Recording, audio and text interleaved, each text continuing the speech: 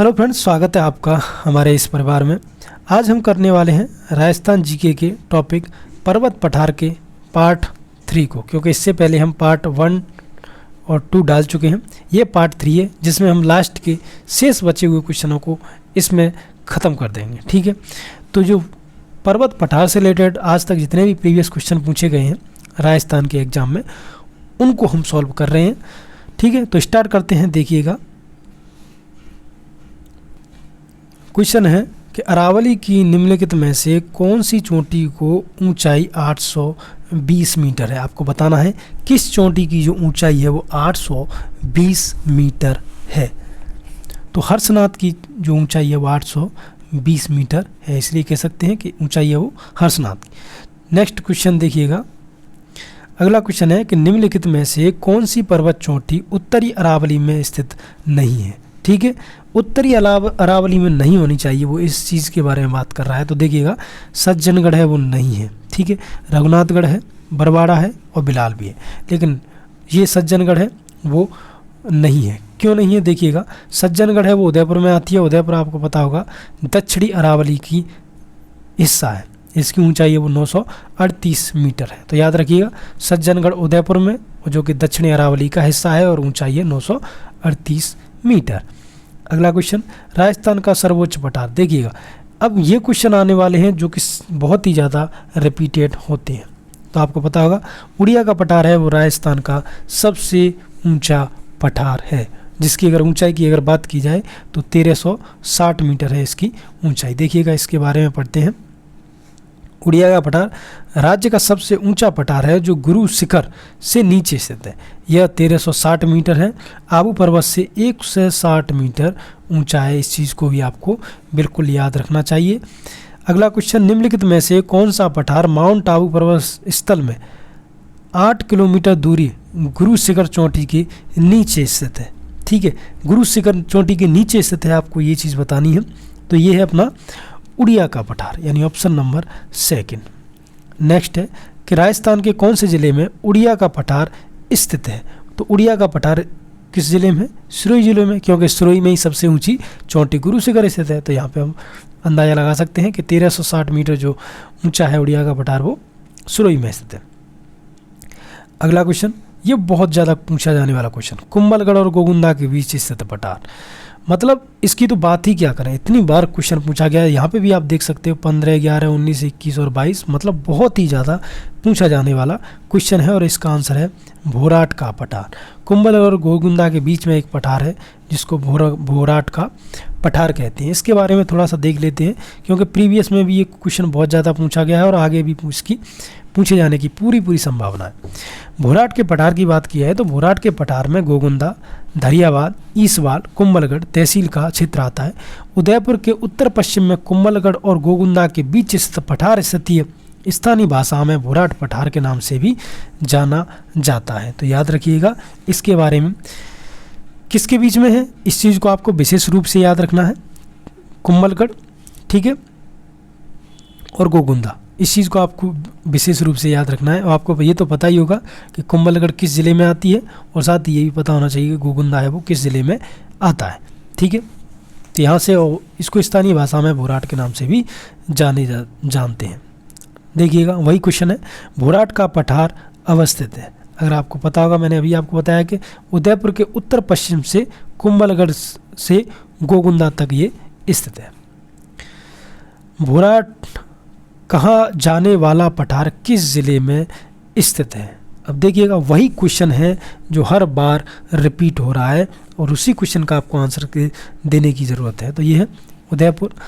Next है, निम्नलिखित में से सही सुमेलित करना है। आपको सही सुमेलित करना है कि कौन कौन सी बात है जो बिल्कुल सही है। तो घग्गर का मैदान गंगा और हनुमानगढ़ जिले में स्थित है, बिल्कुल सही बात है। शेखावाटी प्रदेश आंतरिक अफवाह क्षेत्र है, ये भी बात बिल्कुल सही है। उदयपुर वैसन गिरवा, बिल्कुल उदयपुर वैसन को गिरवा कहा जा सकता है, जो कि उदयपुर में स्थित है, तो ये भी बात सही है। भोराट का पठार रघुनाथगढ़ शिखर, ये गलत है। अभी तो मैंने आपको बताया था ना, भोराट का पठार उदयपुर में। तो यहाँ पे हम कह सकते हैं पहला, दूसरा, तीसरा सही है, यानी कह सकते हैं कि ऑप्शन नंबर 2 है वो बिल्कुल सही है।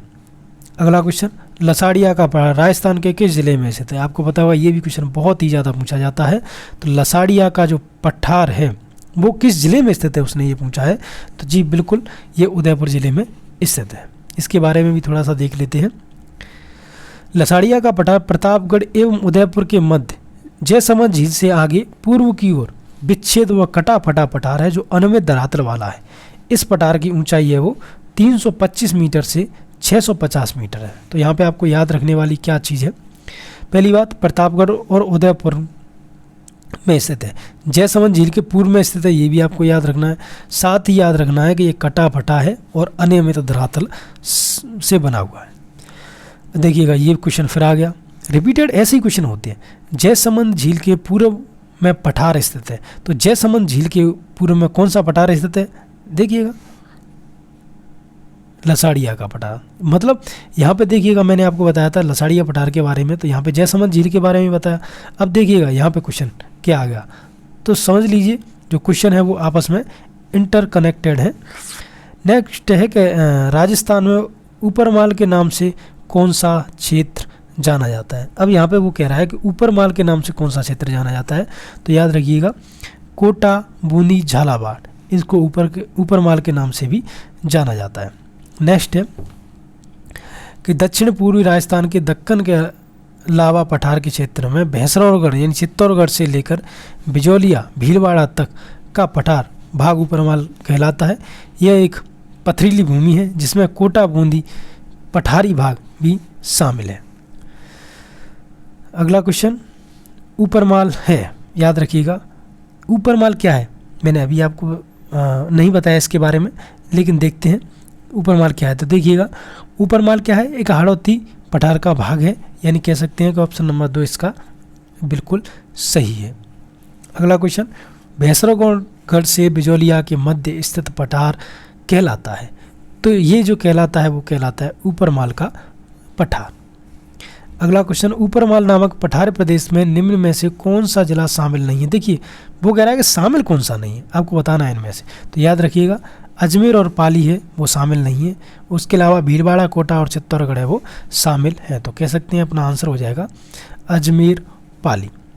ऊपरमाल क्या है ये भी आपको देखना है कि ऊपरमाल क्या है। तो ऊपरमाल याद रखिएगा, चित्तौड़गढ़ भीलवाड़ा के मध्य स्थित एक पठार है, ठीक है, जिसको ऊपरमाल का पठार कहते हैं।